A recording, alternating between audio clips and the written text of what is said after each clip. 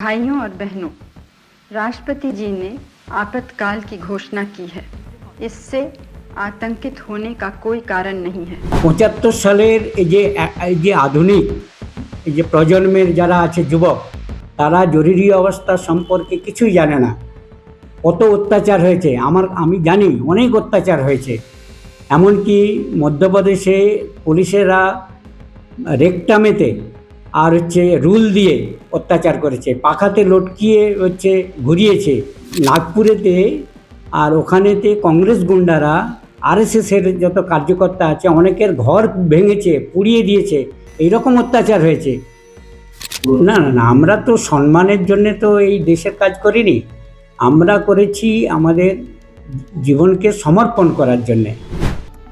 1975 সালে জরুরি অবস্থার সময় প্রতিবাদ আন্দোলনে অংশ নিয়ে জেল খাটা এবং অত্যাচারের শিকার হওয়া ব্যক্তিদের সম্বর্ধনা দেওয়ার উদ্যোগ নিয়েছে বর্তমান বিজেপি সরকার। আগামী 9 আগস্ট এই বিশেষ সম্বর্ধনা অনুষ্ঠানের আয়োজন করা হবে বলে জানা গিয়েছে। অনুষ্ঠানে সেই সময় আন্দোলনকারীদের সম্মানিত করা হবে। সম্বর্ধনা তালিকায় রয়েছে হাওড়া পুরসভার 47 নম্বর ওয়ার্ডের বাসিন্দা চিকিৎসক ডক্টর শম্ভুনাথ ধারা। শুধু আমন্ত্রিত হিসেবেই নয়, মুখ্যমন্ত্রীর নির্দেশে গঠিত সংশ্লিষ্ট কমিটির সঙ্গেও যুক্ত রয়েছেন তিনি। ডক্টর শম্ভুনাথ ধারা জানান, 1975 সালে 25শে জুন তৎকালীন প্রধানমন্ত্রী ইন্দিরা গান্ধীর নেতৃত্বাধীন কংগ্রেস সরকার দেশে জরুরি অবস্থা ঘোষণা করেছিল। সেই সময় পশ্চিমবঙ্গেও কংগ্রেস সরকার ক্ষমতায় ছিল। জরুরি অবস্থার সময় বিরোধী রাজনৈতিক দলে বহু নেতা কর্মীকে গ্রেফতার করা হয়। সেই সময় যুবক শম্ভুনাথ ধারা প্রতিবাদ আন্দোলনে অংশ নেন। তার দাবি, আন্দোলনে অংশ নেওয়ার কারণে হুগলি চুঁচুড়া থানায় তাকে মারধর করা হয় এবং প্রায় 4 মাস জেলেও থাকতে হয়। তার মতে সেই সময় বহু মানুষকে প্রতিবাদ করার কারণে জেল ও নির্যাতনের মুখোমুখি হতে হয়েছিল বলেও দাবি করেন তিনি। দীর্ঘ সময় পেরিয়ে যাওয়ার পরও সেই সময়ে আন্দোলনকারীদের কথা মনে রেখে তাদের সম্মান জানানোর উদ্যোগকে স্বাগত জানিয়েছেন ডক্টর শম্ভুনাথ ধারা। তার কথায়, রাজনৈতিক পালাবদলের পর বর্তমান সরকার সেই সময়ে কার্যকর্তাদের সম্মান দেওয়ার উদ্যোগ নিয়েছে, যা অত্যন্ত প্রশংসনীয়। এটা তো আনন্দের ব্যাপার। আমাদের যে প্রিয় মুখ্যমন্ত্রী আছেন, তিনি যে পদক্ষেপ নিচ্ছেন, কড়া কড়া পদক্ষেপ, এটাকে বাংলাকে সংস্কার করার জন্যই নিচ্ছেন। কিন্তু এই যে দুর্নীতিমুক্ত ভারত চাই, শোষণমুক্ত বাংলা চাই, পীড়িত মুক্ত বাংলা চাই, হ্যাঁ, যারা বঞ্চিত, সেই বঞ্চিত আছে যারা, তাদের বাংলায় শক্তিশালী, তাদের আর্থিক দিক থেকে, সব দিক থেকে, আর আমাদের বাংলাকে স্বয়ংসম্পূর্ণ করার জন্য যে এই যে মুখ্যমন্ত্রীর আহ্বান, তাতে আমি 100% সমর্থন করি। উনি যা যা করবেন, আমাদের যদি সাহায্য চায় আমাদের এই সত্যাগ্রহীদের, আমরা করতে প্রস্তুত। এই যে আমরা আর ধরুন হয়তো 20 বছর, কেউ 15 বছর বাঁচব, এই যে শেষ লগ্ন আমাদের জীবনের, সেই শেষ লগ্নতে এসে আমরা দেখাতে চাই যে এই পশ্চিমবাংলাকে একদম পূর্বের মতো বলতে ওই বিদ্যাসাগর আর ঋষি বঙ্কিমচন্দ্র, শরৎচন্দ্র চট্টোপাধ্যায় আর আমাদের রামকৃষ্ণ বিবেকানন্দ, এই যে পরিস্থিতি ছিল, সেই বাংলা আমরা চাই। আগামী 9 আগস্টের অনুষ্ঠানে আমন্ত্রণ পেয়ে তিনি যেমন খুশি, তেমনি সেই সময়ে আন্দোলনকারীদের সম্মান জানানোর উদ্যোগকেও গুরুত্বপূর্ণ বলে মনে করছেন তিনি। এখন নজর আগামী 9 আগস্টের সংবর্ধনা অনুষ্ঠানের দিকে। না, আমরা তো খুশি হয়েছি, কেননা সত্যাগ্রহীদের যে সম্বর্ধনা, এটা খুশির খবর। কেননা যত সত্যাগ্রহী আছে তারা দেশপ্রেমিক এবং নিঃস্বার্থ ভাবনায় কাজ করেছে, প্রতিকূল পরিস্থিতিতে কাজ করেছে। আমাদের মুখ্যমন্ত্রী যে প্রায় বলে না, 3টে স্তম্ভ, by the people, of the people, for the people, এই যে 3টে স্তম্ভ এমার্জেন্সিতে, জরুরি অবস্থায় ইন্দিরা গান্ধী ভেঙে চুরমার করে দিয়েছিল, সেটাকেই আবার পুনর্স্থাপিত করেছে এইসব সত্যাগ্রহীর দল। তাদের আন্দোলনের ফলেতে ইন্দিরা গান্ধী বাধ্য হয়েছে 77 সালে আর জরুরি অবস্থা তুলতে। হ্যাঁ, আমি তো চুঁচুড়াতে সত্যাগ্রহ করেছিলাম, অ্যারেস্ট হয়েছিলাম, আর চুঁচুড়া থানাতে বেধড়ক মার খেয়েছি। ওখানে যে এসআই ছিল মিহির যশ এবং সুফল রায়চৌধুরী, এরা প্রচুর আমাদের উপরে অত্যাচার করেছে। শুধু আমাদের উপরে নয়, অনেকের উপরে। আমি 4 মাস মতো ছিলাম। সেই অত্যাচার আপনি সহ্য করতে হয়েছে? হ্যাঁ, হ্যাঁ।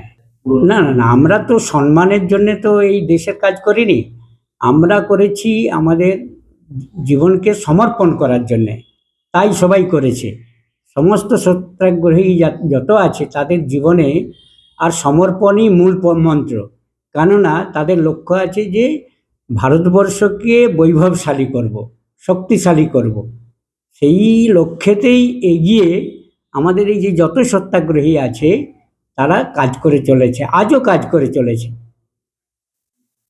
হ্যাঁ, এখনো পর্যন্ত আমার কাছে যা লিস্টেড হয়েছে 475 মতো লিস্টেড আছে।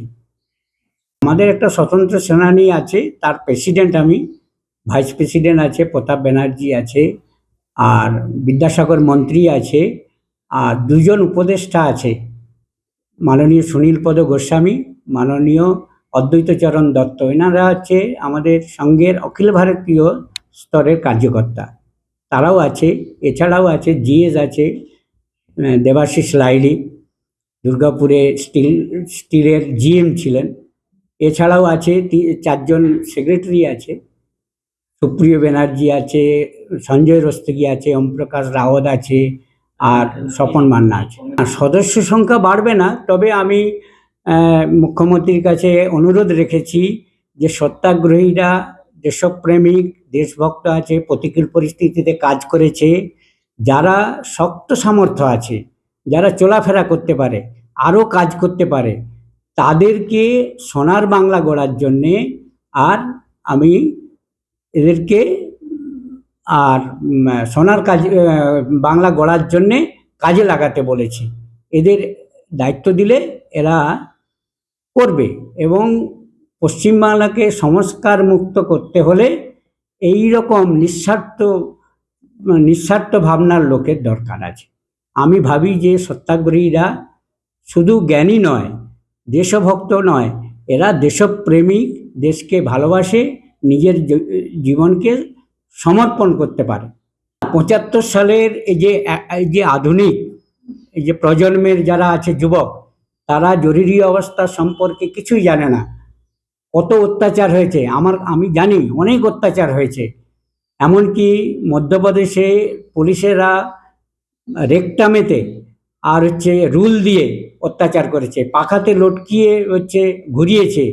আর নাগপুরেতে আর ওখানেতে কংগ্রেস গুন্ডারা, আরএসএসের যত কার্যকর্তা আছে, অনেকের ঘর ভেঙেছে, পুড়িয়ে দিয়েছে। এইরকম অত্যাচার হয়েছে। এই অত্যাচারের কাহিনী আধুনিক যুগের যারা আছে তারা জানেনি।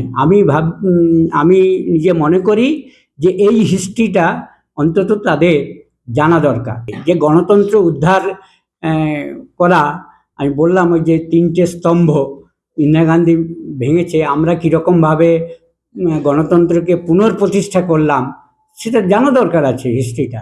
এই যে 2 বছরের যে কালা দিন, সেটা জানা দরকার আছে।